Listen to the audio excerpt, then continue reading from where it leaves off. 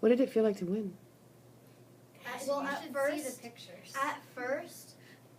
They put 1,089 pounds all at once, so the bridge cracked, and we were like, oh no, like it was like bang done, because once it cracked, it couldn't hold any more weight. So we were like, oh no, what went wrong?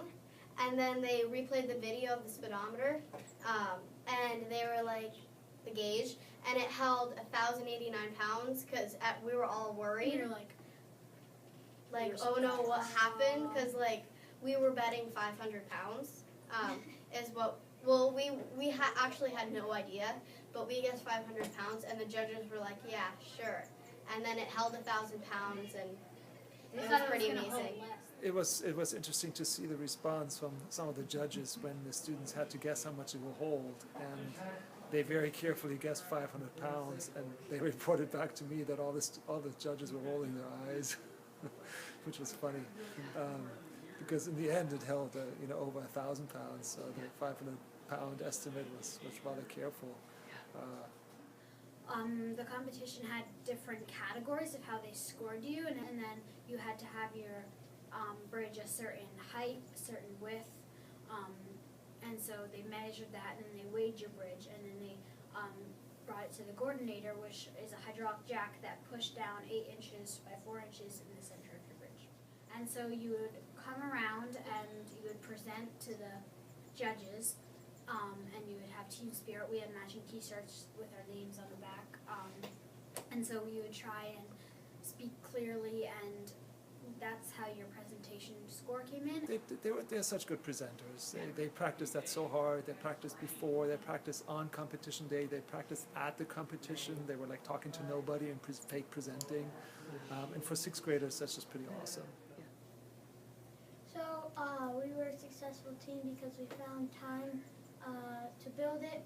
We worked on the design for a long time, and the way we structured the bridge really helped us win it. Their design did so well because it was a combination of their ideas and the adult feedback that they received.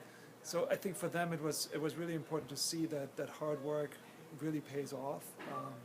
It also pays off to listen to the experts. They met with our math teacher, who is a trained engineer, Mr. Page, and got some feedback from him.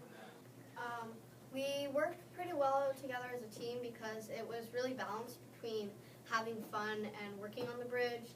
Like, we'd be building the parts, but then we'd be making jokes about Noble knocking over chairs, or Anna would be standing on the table, or we'd be karate chopping popsicle sticks. And so always one or two of us were working, but we were also all included in some activities.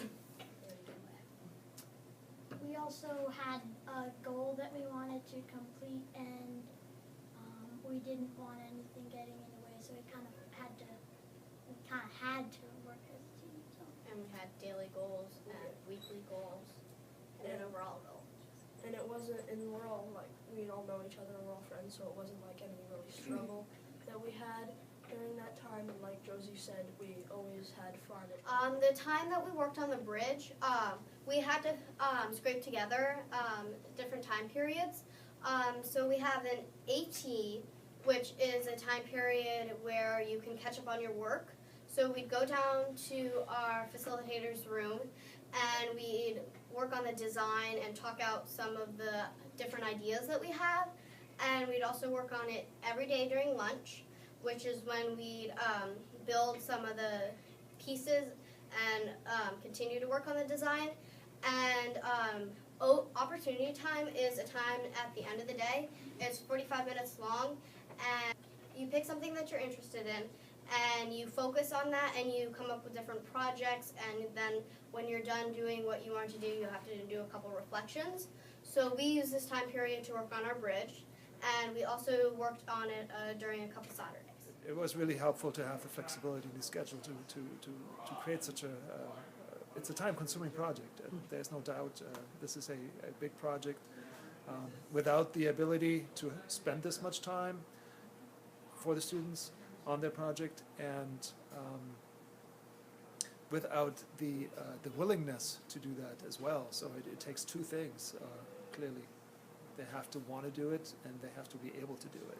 And we also had to reflect on it in our PLPs, our personal learning portfolios, for our opportunity time goals and our academic and evidence goals. So we can also look back on that and see what we thought worked well and what we thought we could change. Yeah, and when we have this stuff like to document for the first time doing it, I think it's very helpful because if we made any mistakes, we know how to fix them, and we know like how to make them better and how to make them more efficient, and we really understand what we did wrong and what we can do to fix